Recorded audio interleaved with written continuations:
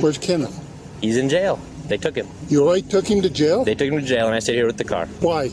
For a warrant. Who do I call to find out? To find out the warrant? You're a police officer. Tell me who I call to find out why he's in jail. First of all, I need you to get out my face. Cause your breath stinks. Oh! It smells like cigarettes and alcohol. You better back up.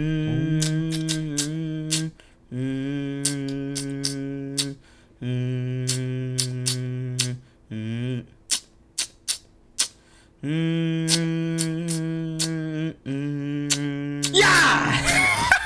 What's going on YouTube? It's your boy Vince, and today we are back with another reaction. Today we're reacting to when cops have to arrest their children. You have to arrest your children? No. You know what? They really need that belt. I promise you, you can give a kid two options. Go to jail or get a whooping. I bet you they pick jail every time, bro. It's just something about getting hit in that one spot where you just...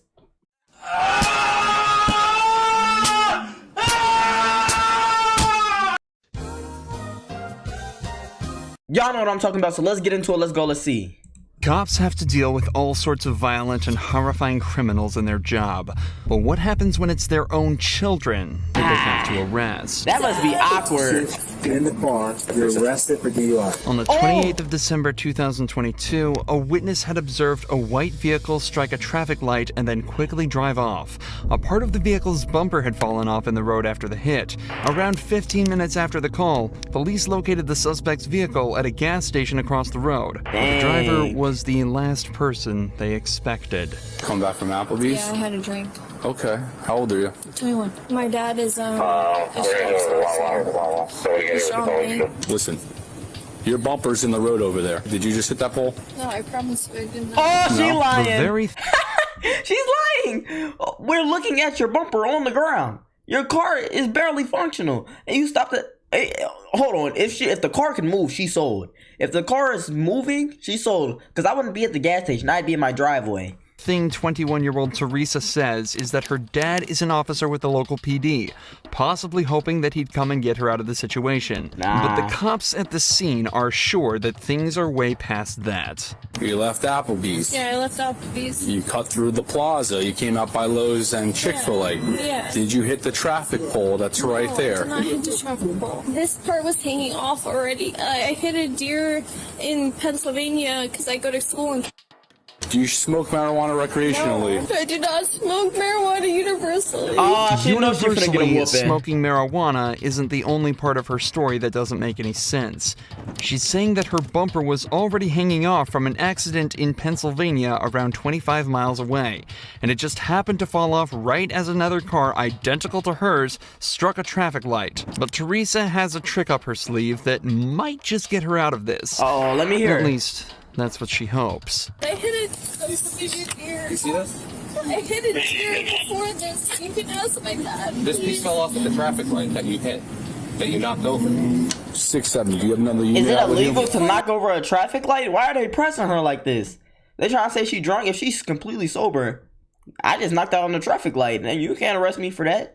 My dad, he's a sheriff's Alright, officer. hang out. Over the course of just a few minutes, Teresa brings up her dad over 5 times, obviously praying that he'll be able to find a way for her to get out of this. But before he can come to rescue her, the cops are starting to zero in on what really happened and begin to get at least some of the truth from Teresa. Did you drive away because you're scared because you maybe had one drink and you think you're drunk? Yeah. And you might get arrested, but you don't seem like you're drunk? Yes. So you want to just tell the truth? Yes, I'm telling you the So when after Applebee's, did you hit a traffic pole? You can't miss it. It lights up. It's red, green, and yellow. I hit a curb. You hit a traffic signal. No, I hit a curb. Yeah, you went up the curb, you hit the traffic signal fell down, and you I left. was texting. If you just Okay. call my dad, he would tell you. Well, It's a sheriff's officer, here's the thing. I promise Your dad's a you. sheriff's officer, wasn't driving your vehicle today. All right, In just it's this over one for short you. conversation, Teresa admits that she did hit something, that she's more intoxicated than they realized, and that she was texting while driving. 3 driving faults that can each come with their own punishment. She's dumb. So now that the truth has come out, the detectives decide to speak with her father, John. But it turns out he's not there to help her. What's going on? He said take her to jail? So your daughter hit a traffic pole. Okay. She hit a deer. Damage on the car. Okay, the damage on that on the car there, I think it was like the front right bumper. And she John told the explains truth? that Teresa did hit a deer earlier and that the damage was on the front right bumper, but it was nowhere near as serious as the damage the car was currently sustaining. Can I come out? Are you guys out there? That's up to you. I'll see if she wants you to come out, if she wants, you to drive her home. Yeah, I appreciate it. Let me come out there and I'll see you guys in a couple minutes. Thank you. Okay, all right, sounds good. It looks like Teresa isn't going to be getting the salvation she was hoping for from her dad, and just 5 minutes later, he arrives at the scene to talk with the cops. What's up? So, what she's saying, like, and where the damage was and everything, doesn't really make too much sense. So, tried to get some more information out of her, but and then that piece of bumper there. So, for the other one, was it just like the bumper wasn't hanging like that? Yeah, no, so what it was is basically... Snitch! Your daddy is snitch. Your daddy's a snitch. Maybe he trying to teach you a lesson or something, but he's a snitch. Don't tell on you like that. My mouth is shut. Yeah, the deer hit it. Especially, it's different if she just made up a story. If that actually happened, but she actually hit the light bulb too, she just needs a whooping. I don't know. Okay. This piece was missing. 21 getting whoopings is crazy though. That's all from the deer that she who's the officers.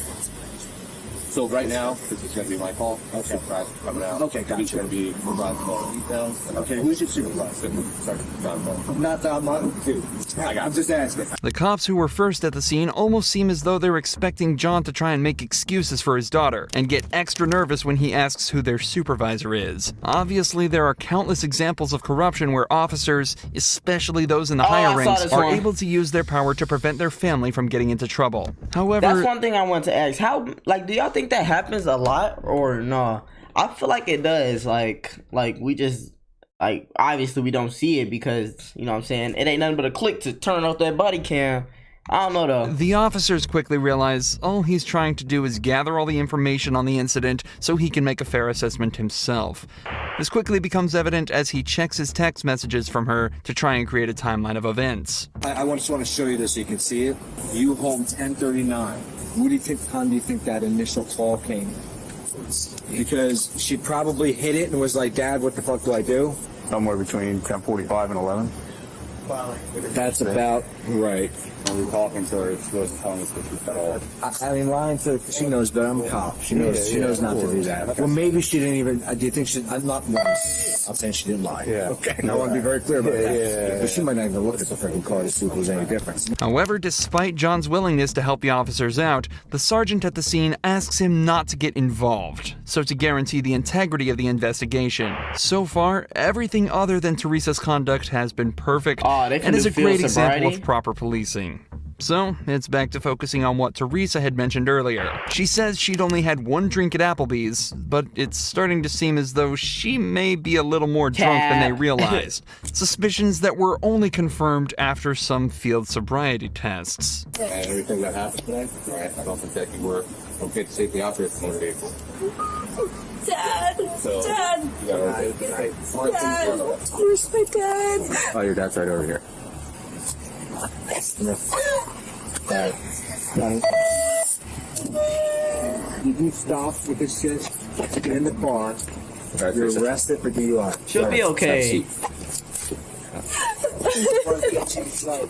After being forced into the police vehicle by her own dad, Teresa was driven to the police station where her blood alcohol level was tested. It came back as 0.17%, over twice the legal limit. She As of was this outta upload, there. Teresa is still awaiting her penalty, but has been issued a court summons for driving under the influence, reckless driving, and failure to report a car accident. Teresa's dad followed protocol perfectly, but Kenneth Adams' dad did the exact opposite when he tried to abuse his power as a commissioner to try and save his son from prison.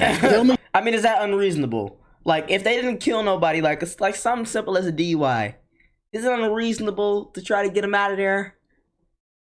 I don't know. Then you handle that when you get home. Who I call to find out why he's in jail. You want me to sue the son of a county sheriff? In November 2022, Kenneth Adams was pulled over for running a stop sign. But as it turns out, Kenneth was in much more trouble than he realized. How's it going? Good. What did I do wrong? Good. So the reason I stopped you, you didn't come to complete the stop sign? I did. And then you didn't have your turn signal on. I sure did. Okay. I know for a fact I had my turn signal on. Okay. That's why I was surprised you were pulling me over, but whatever. The officer then took his license and ran it through the system, You where just he would agree with the discover cop. Kenneth had a warrant out for burglary and theft of a vehicle. All of a sudden, Kenneth becomes defensive and refuses to exit the vehicle. And his dad is a Can I get you to cop. step out of the vehicle with me? What are you doing? No, what's going on? Seriously, what's going on? You have a warrant. How your arrest. do I have a warrant? I don't know how you have a warrant, but it's on our system right now. You have an active warrant out of 7th District Court here in San Juan. I've gone to, no, that's incorrect. Because Okay. I've gone Well, to it's on our system right now. Well, you I'm not going to argue with you about it. You're going to go to jail. Quick side note, does anybody else notice how the son looks like he's 70 years old? He's too old to have his daddy come and get him. Oh! Continue. Tonight on that warrant, okay? No, I'm not. Dude, this is absurd. Mr. Adams, you do have an active warrant for your arrest. And, who issued the warrant, though? The courts have it issued. For what, though? Because I've gone to court for everything. There should not be an active warrant for me anywhere, dude. Kenneth claims that he's already been to court for his previous crimes, but the warrant still calls for his arrest. For the majority of smaller cases, the suspect is tasked with turning in the documents that prove that they've been to court and completing any classes they were made to attend by the judge.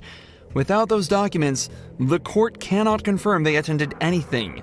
So when Kenneth forgot to turn his in, the warrant remained open, and the police had no way to tell that he had in fact been to court. Oh, I would be furious, but that's his fault. I would be so mad or so hurt that I forgot to do that, bro. Dude, he went to court, but oh my gosh, this is a whole hassle he has to go through now. Issued October 13th. For what? It has some felony charges, burglary charges. But I mean, Dude, I've been to court for that. No, I've been to court for that. You want to know the charges? Yeah, I do. So it has 2 burglary charges listed, a theft charge, mischief, That's on my old case. 3 charges of burglary of a vehicle, and Yeah. criminal trespass. Yeah, why is that floating up now? Kenneth was taken away to the station, but this is when his father, Bruce Adams, turned up, His who dad turned is a out to be cop the and county he did commissioner this? for the local area. How convenient for Kenneth. Immediately after arriving at the scene, Bruce commissioner. demanded to know what was going on and quickly started to show signs of corruption. Where's Kenneth? He's in jail. They took him. You already took him to jail? They took him to jail, and I stayed here with the car Why? for a warrant. Who do I call to find out? To find out the warrant? You're a police officer. Tell me who I call to find out why he's in jail. First of all, I need you to get out of my face. Cause your breath stinks. It smells like cigarettes and alcohol. You better back up. What do you be drinking? Budweiser? Come on now, you're nasty. Second of all, you need a toothpick. You got a piece of meat stuck in your tooth. Now get out of my face. Third of all, who are you talking to? He didn't lost his mind. He didn't lost his mind. What is he doing in the jail? What is he doing in the jail, bro? Get out of here, Kyle. You male Karen, bro. Get out of my face. Think you know something, bro. Like, bro, go to the jail and get him, bum. I gotta be Sorry, careful y'all. with this stuff, Bruce. You understand that? Okay. Dude's just doing his job. That's the warrant. Okay, so it says warrant status active, offense burglary, burglary, theft, criminal Right, let's mischief, talk about burglary that. of a vehicle, burglary of a vehicle, burglary He's of a already vehicle. been to court over that. It's you saw the warrant right there. I showed you the warrant. He's been charged with that, and he has a plea in abeyance on all of it. What do you want me to do? I want you to turn him loose. I can't turn him loose, Bruce. Who can? Nobody can. He's been arrested for a warrant. The courts can. And the warrant's false. Huh? The warrant's not false. You want me to sue the son of a county sheriff because he arrested my kid on a false warrant? The warrant's right there. Bruce is obviously trying to abuse his position and influence the commissioner to try and save his son from the law. But luckily, this officer stands his ground and refuses to cave in. Eventually, though, Kenneth was released from jail, the warrant was withdrawn, and no further action was taken against Bruce. But the still a officers that hassle. arrested this law student weren't as lucky. There's nothing in this vehicle. I promise you. I didn't do anything. Marion Humphrey Jr., son of retired county judge Marion Wait, Humphrey. let me okay. I've never heard of this case before, but let me give you a little insight, bro. These are educated black men. You can tell by the tuxedos, the bow ties, and they said something about law school. He's a junior. His dad has been on his case for the last 20 years. Or 20 plus years. I don't know how. He's been on his case. Oh, my son, you're going to do this. You're going to get straight A's. You're going to do this. These parents do not play. So I already know what's coming for the cops is going to be bad. Y'all gonna see. Sr. was pulled over after an officer allegedly witnessed him driving dangerously. Footage shows him swerving slightly after missing his exit. Marion is lit up by the officer and pulled over. He's then told the officer witnessed him nearly wreck his car and is suspected of dangerous driving. When did you rent the car? Yesterday. You gotta take it, turn it back in a Fayetteville? Pick it up in Fayetteville? I'm sorry, sir. I'm trying to figure out that you have probable cause. Yeah, because you're super nervous, so I'm trying to figure out why you're so nervous. Being a law student, Marion asks if the officer has probable cause for pulling him over. The officer struggles to give a good answer before claiming Marion seems super nervous. What? First of all, being nervous isn't a crime, and isn't evidence towards a crime either. And secondly, Marion actually carries himself incredibly well in this situation. He complies with the officer's requests, asks why he's being pulled over, and why he's being held. He even calls his dad to listen in on the entire arrest, something the officer clearly didn't like, as he then asks to search Marion's U-Haul. If I bring a dog, is it gonna hurt anything? Yeah, no, it's not gonna hurt anything. I promise you. I honestly just don't want to get shot. Yeah, that's all, and I'm sorry about that. It happens. That's understandable. Honestly, I don't want you to bring a dog because I don't think that's fair to me as a citizen, as someone who, if the only thing I did was kind of, like, I did not almost wreck my car. If you don't want to bring a dog, just let me look in here real quick and I'll get you down the road. I don't have to bring a dog. I just think that's so invasive of my rights, but you can live in here if you like to. Marion does an extremely good job of eloquently showing how terrifying it can be to be stopped by the police while maintaining a calm and... Alright, so we was talking about that a couple videos ago about whether or not to let them look. Right? So this is a law student. I'm listening to him. I like what he did. He said, if you're innocent, let him look. He said, mention it's an invasion of your rights, but I know I'm innocent, so go ahead. But I feel like I said again, the problem with that is, what if they plant something? Now, you know what I'm saying? Their body cam wasn't on. Come on. Respectful tone with the officer the whole time. But that's how you supposed to talk to the police. Regardless, Marion is placed in handcuffs for over an hour while the cops search his vehicle with a dog. According to the officer, the dog smelled narcotics and alerted the officers before even entering the U-Haul. The dog alerted on narcotics in the vehicle, so I detained him and he's in the back car while I searched the vehicle. But he didn't wreck your truck. No, but he almost did, so that's probably cause of saying. Daddy, he's arresting me. He's arresting me. Give me your other hand. He's arresting me, Daddy. There's nothing in that vehicle. I promise you. Okay, come here. I didn't do anything. Predictably, the cops find nothing in the vehicle. Marion has since opened up a lawsuit against the officers, claiming they violated his 4th and 14th Amendment rights. As of this video's upload, the case is still ongoing. Oh, lucky they... Ooh.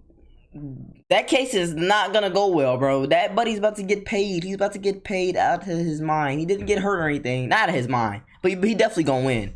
Definitely gonna win the lawsuit. Because the cops were clearly in the wrong.